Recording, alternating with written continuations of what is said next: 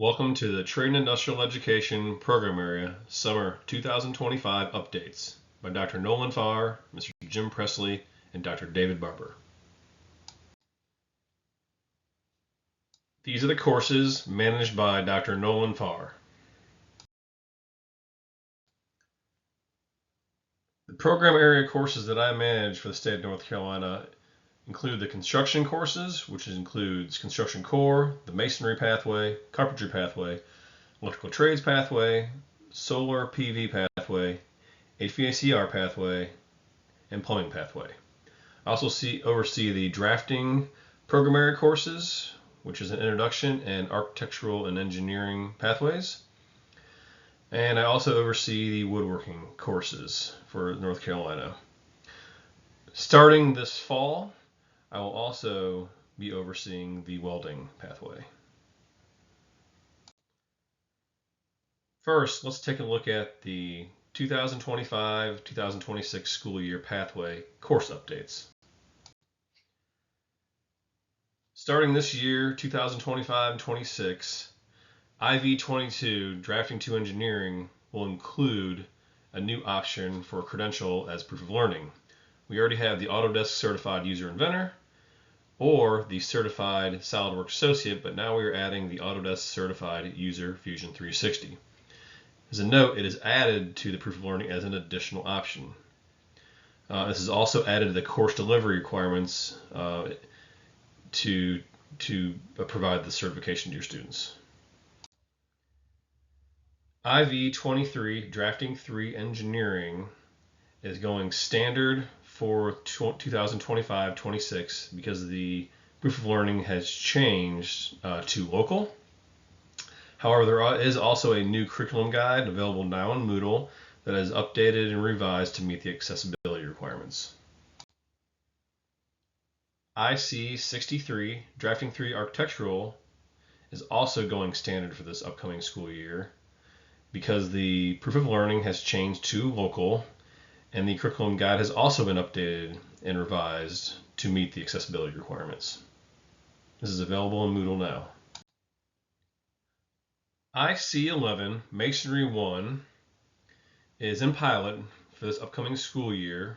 The proof of learning is a credential, which is called the NC-NCCER Masonry 1 with new textbook, which is the Masonry Level 1 5th edition. This is brand new and it is available for purchase this summer. A quick note about this pathway: IC-00 Construction Core is no longer a required foundational prerequisite to take this course, as the core content was integrated into the textbook intracurricularly.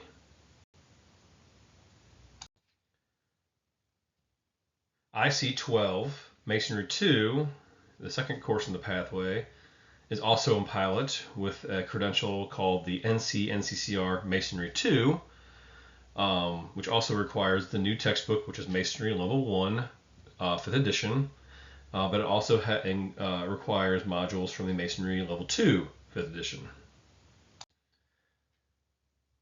And last but not least, IC-13 Masonry 3 will be in pilot for this upcoming school year with the credential NC-NCCR Masonry 3, which also requires the new NCCR textbook Masonry Level 2 5th edition. There are also several program updates to be aware of.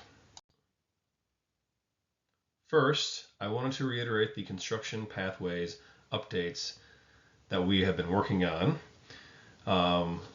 As mentioned previously, the masonry pathway has been updated for this upcoming school year, which includes a new scope and sequence of course modules and aligns to the new NCCER Masonry 5th edition curricula, obviously available for this upcoming school year and currently.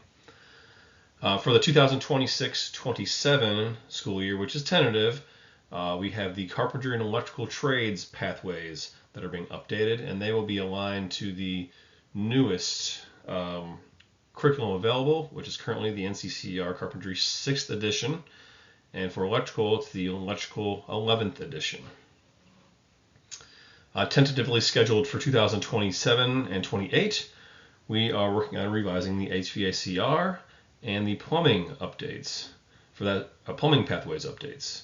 And these will be aligned to the new HVACR 6th edition and the plumbing 5th edition textbooks. A couple things to note. All new pathways integrate construction core credential exam objectives throughout the level 1 and level 2 courses via a new revised scope and sequence. With each pathway revision, IC00 construction core is removed as that foundational prerequisite, making that level 2 course the concentrator. So effectively and tentatively, school year 2027-28, IC00 construction core will be retired since it will no longer be a necessary part of the pathway.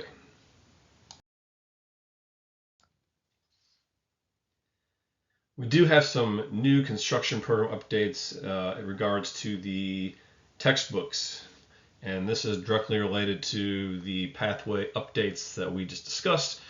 Masonry is coming out, of course, this year and is aligning to the 5th edition. It requires that textbook to be aligned to the standards that were written for that course. Of course, tentatively, electrical trades and carpentry, those will be updated for the following year, for school year 2026-27. For electrical trades, the 10th or 11th edition can be used. Of course, the standards are aligned directly with the 11th edition. Keep in mind the 9th edition expired this summer, June 30th to be exact, which will no longer be used, and there will be no more credential aligned with those anymore. Carpentry will be aligned to the new 6th edition, which is a pretty good departation from the 5th edition. So this course, this text is required to align with the new standards. Some very important information and instructions that we at DPI have created for the construction courses are located on this page. First is there is an NCDPI construction education guide. This will be updated here this summer for next year as well. There's tons of very valuable information that we have created, basically customizing instructions and helpful different resources for our teachers and students and programs. There's requirements and resources, there's portal resources, instructions, there's our own credential validation instructions and help resources, even program evaluation and auditing, which we're going to be looking at for this year. So there's lots of information, and everything's available through this construction guide. Please use the QR code or link to get access. Newly added to that is actually the DPI Credential Data Information Guide, because there are a few moving parts to NCCER, and we want to make sure we are proactive and creating an easy process for the districts. There is a credential data transfer process. There's information on that. There's methods for validating to get some insight into how this is done. How to troubleshoot to get the best success, and then also some best practices for the teachers in creating accounts and running reports and things like that to make sure that they're doing everything they can to make everything easy. Please use all these resources to your advantage. I wanted to provide everybody a little bit of information on a new NCCER and CareerSafe partnership. This has nothing to do with DPI, but this could help you be more efficient in your classes. So this started this spring, and we had a few schools that have done this. CareerSafe, if students complete the OSHA 10 hour safety and health certification using CareerSafe course, it does replace 10 hours from the NCCER basic safety module. Basically what it does is it replaces the written tests that your students are required to take. However, the teacher still must evaluate them for the performance portion of that and submit that performance profile.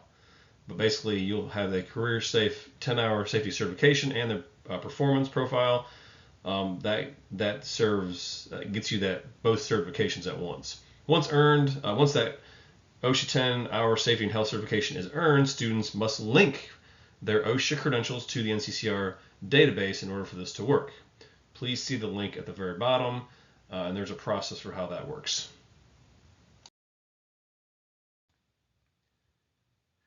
A quick update for the welding program information. There is a change in the lead DPI consultant from Jim Presley to me, Nolan Farr. Last but not least, it's always important to know the key contacts for the curriculum partners that we work with. First is NCCER, and I am the lead contact for NCCER for DPI, and when I work with the program information, some of the portal permissions, and some of the training for instructors and proctors. I can direct you to the right folks or resources for those. We do have a NCCR Senior Workforce Development partner, which is Nicole Kittler, and she can work with you on some of the account management issues if you have questions and some other support issues. Of course, going to the contact support website on nccr.org's own website is very helpful as well. And then Pearson, who works with NCCR on the curriculum and NCCR Connect side, Regina Forbes. She is our partner and NCCR Executive Director as part of Pearson. She can work with you on textbook ordering, NCCR Connect ordering and purchasing, and give you any information about that side of things.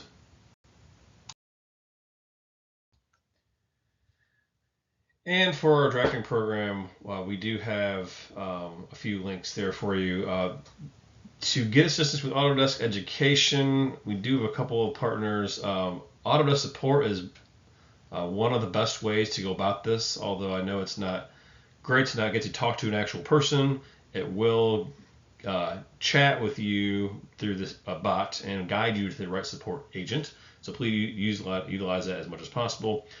Christy Dye handles all of our Certiport. She's in North Carolina Territory Manager, and she can provide assistance for the credentials for AutoCAD, Revit, Fusion, and Inventor. Hassan Nomadi, he's the VP of Learning Services and School Sales, so all the professional certifications, and soon when we start looking at the associate certifications, he will support that. And then Michelle Burgess for Carolina Training Associates for folks that are using SolidWorks as their drafting 2 and 3 engineering courses. These are the courses managed by Jim Presley.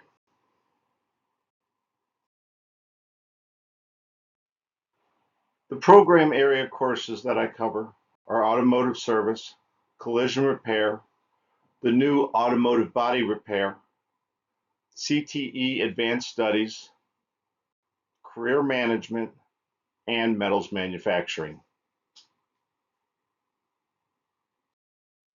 So let's start with the 25-26 pathway course updates.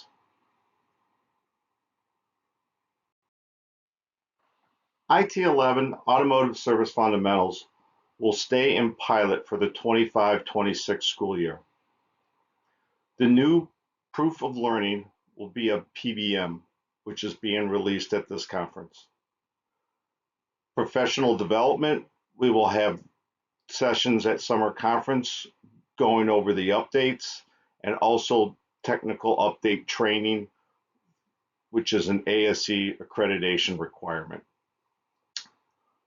Also, some of the standards have been revised due to input from the previous year from pilot meetings and surveys. We will continue to have pilot meetings and sending out surveys. Please participate in those. Have your teachers also participate in those. That provides the feedback we need to improve the course. IT16 Automotive Service 1 will also stay in pilot for the 25-26 school year. This course will also have a PBM, performance-based measurement. We will have sessions at summer conference going over the new PBM and also update training. Again, the course standards have been revised from last year. not major revisions, just some minor revisions. Um, and this is due to the surveys and the pilot meetings. Again, I encourage participation in those. IT 17 Automotive Service 2 will be staying in pilot. Um, the proof of learning is the credential, the ASE entry level certification, maintenance and light repair, which is the same as last year. Um, uh, Again, we'll have summer conference sessions. And again, some of the standards have been revised in this course. And I encourage participating in the surveys and the pilot meetings. And finally, for automotive, IT 18 Automotive Service 3 will stay in pilot. The proof of learning, as last year, is a local proof of learning. We'll have the professional development at summer conference. The credential that's aligned to this course is the ASE entry level electrical electronic systems. It is not the proof of learning, but it is an aligned credential. The course standards again have been revised, and again, I encourage participation in the surveys and pilot meetings in the upcoming year. Here's a crosswalk from the collision repair pathway to the automotive body repair pathway and timeline. So IT 30, collision repair fundamentals, is not available anymore for this current school year. IT 35, automotive body repair 1, will be it's taking its place. So and it will be in pilot this 25-26 school year. Along with IT 35 will be IT 36, and it was being released for the 25-26 school year. But students who started in IT 30, they would end up taking IT 31 and stay in that collision repair pathway. So if a student took IT 30, they would take IT 31 and then IT 32 or IT 33. Those courses will be sunset in the upcoming year, and then next year IT 37 and IT 38, the 2 additional automotive body repair pathway courses, will be released, and they will be in pilot for the 26-27 school year.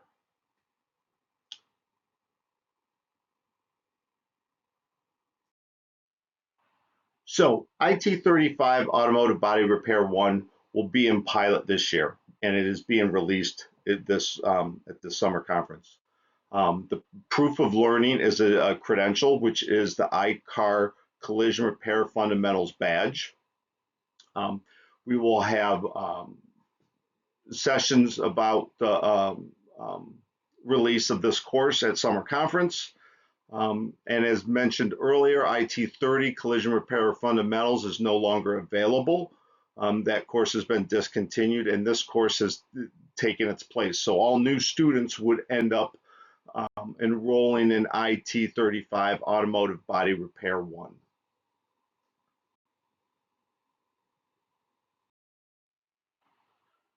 And along with IT 35, the new IT 36 Automotive Body Repair 2 will be released at this summer conference. It will be in pilot for the upcoming 25-26 school year. It also has a proof of learning, which is a credential. We'll be covering it at summer conference. And the credential aligned with this course is the ICAR disassembly and reassembly badge, which is the proof of learning. So now we'll look at some general program information. So for automotive, the Automotive Service and Tire Alliance, also referred to as the ASTA, is again having their ASTA Expo. the location has changed from local hotel ballroom to the Raleigh Convention Center. So it has grown. It is the Southeast's largest aftermarket automotive and tire training event and trade show. I highly encourage um, automotive instructors and administrators to attend this um, great expo. There's a lot of professional training that will be offered at the expo on that Thursday, Friday, and Saturday. There are over 200 vendors, from tools to software to supplies to anything to do with automotive. Again, it is being held at the Raleigh Convention Center. The ASTA has reached out and has invited instructors to attend this. Um, it is a great way to connect with industry in your area and around the state, especially on the 26th. There'll be more information coming out, and I'll be putting it out on the Moodle. But again, September 25th to the 27th in Raleigh. Highly encourage participation in this. Um, Again, excellent training and a great way to get contacts with the industry.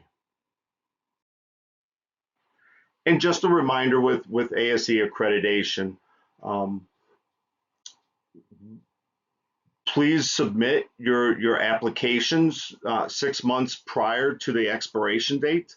I will be sending out emails and notices, and I'm here to help support with the process. Um, just a reminder of we need to have at least 2 advisory committee meetings each year. So a lot of times one in the fall and then one in the spring. But make sure we're having those advisory committee meetings. Instructors need that 20 hours of technical update training. Some of about 8 hours will be offered at summer conference. And then the ASTA Expo is another great way to get that 20 hours of technical update training. And also make sure with ASE certifications with instructors that they are current. Brakes, electrical, steering and suspension, and MLR. Those are the 4 credentials that are needed. Again, I am here to help and support. And if you have any questions or concerns, please do not hesitate to reach out.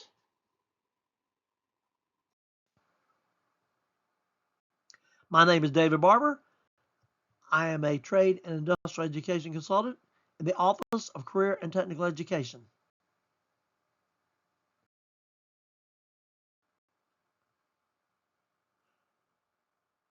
The courses that I cover include all of the public safety courses and the drone courses.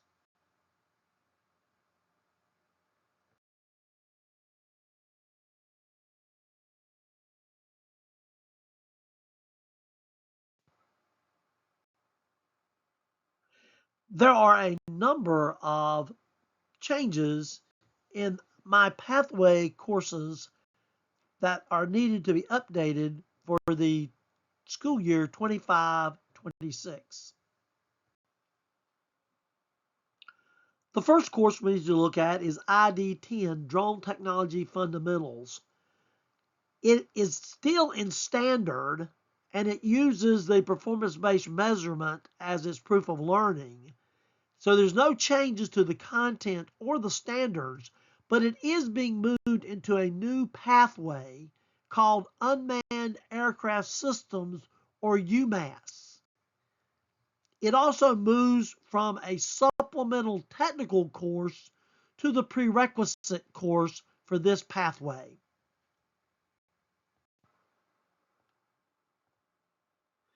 The next course we want to look at is ID-11, Drone Technology 1. This course also moves to the new pathway, Unmanned Aircraft Systems, or UMAS. It has also been moved from being a prerequisite course in the previous pathway to being a concentrator course in this new pathway. As a result of adding ID-10 Drone Technology Fundamentals as a prerequisite for this course, any duplicate materials found in ID-11 Drone Technology 1 was removed. These changes required a new revision to the course standard. Additionally, as with any new course, the new Career, Leadership, and Employability Standards, or CLES, was incorporated into the updated standards. As a result of these revisions, this course has moved to pilot status for the 25-26 school year.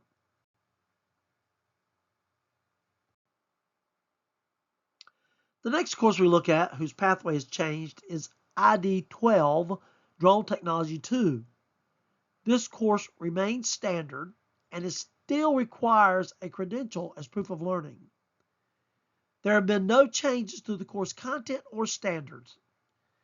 It is moved to the new UMAS pathway along with the other drone courses.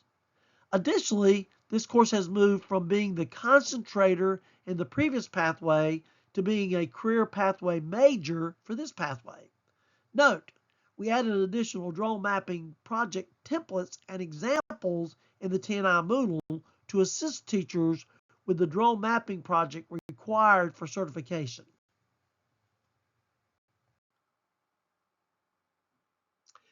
The next course we want to look at is IP51 Emergency Management 1. This course moves from pilot to standard.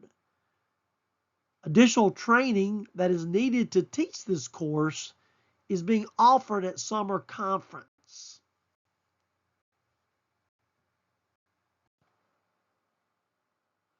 The last course we want to look at in pathway changes for the 25-26 school year is IP52 Emergency Management 2.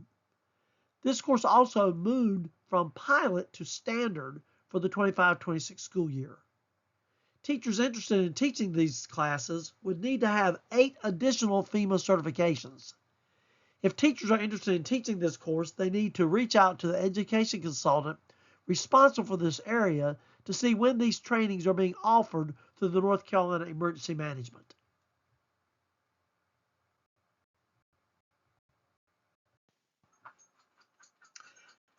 Let's now look at any program changes that we may have or some emphasis that we like to remind you of for the program areas of public safety and drones that I cover.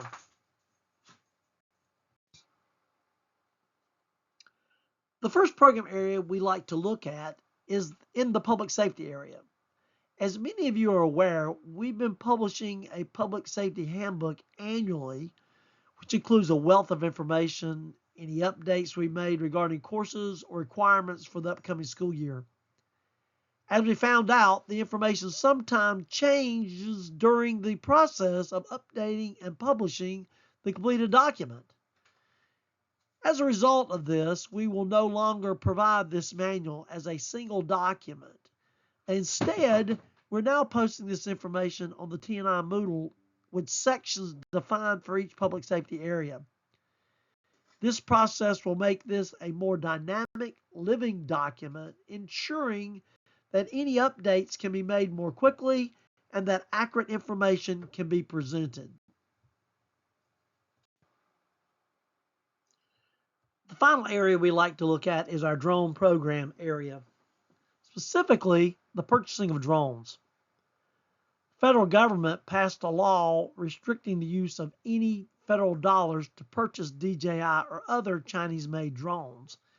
And as a result, DJI drones cannot be purchased using Perkins funds. The state of North Carolina is in the process of creating a similar law that would restrict states' funds from being used to purchase drones from DJI or other Chinese manufacturers also. This law has not been passed as of the present time. Therefore, local and state dollars can still be used to purchase DJI drones. Why is this important? Because DJI drones are the most used in the industry and are by far the least expensive and the most powerful that will clearly meet the needs of our program. It is our recommendation that you purchase your DJI drones for your program area before any new legislation might take effect. Without DJI drones, the cost of your program would increase by at least tenfold. Besides the additional cost to the program itself, the overall ability of the program to accomplish its needs would be greatly reduced.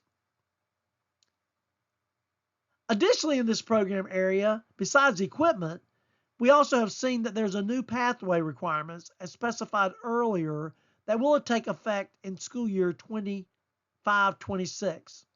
Finally, a new aviation license is also effective. License 761, New Aviation Education License, has been approved, which will enable school systems to hire qualified drone operators and others with aviation license directly as a teacher without having to go through any other area of licensure. Please refer to the Regional Coordinator's update on licensure published in April of 2025. The upcoming Skills USA events for this 25-26 school year are as follows. The State Leadership Workshop, which is held at Camp Dixie outside of Fayetteville, will be September the 28th through the 30th, 2025. The State Fair Contest, which always takes place during the State Fair, will take place October the 21st through the 26th at the State Fairground. There are events almost every day.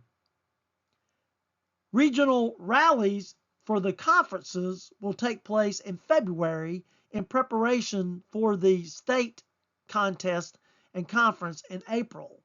That state conference will take place April the 15th through the 17th, 2026 in Greensboro. And finally, the national conference will once again be held in Atlanta, Georgia next June the 1st through the 6th, 2026.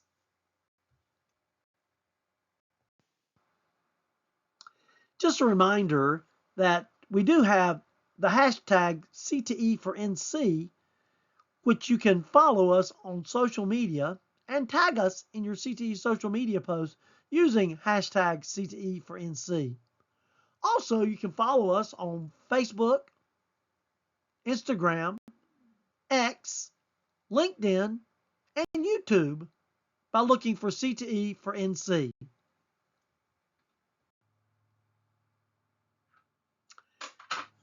Thank you again from the TNI Education Consultants, Mr. Jim Presley, Dr. Nolan Farr, and myself, Dr. David Barber. We thank you for your contributions to our students to help make them successful. If there's any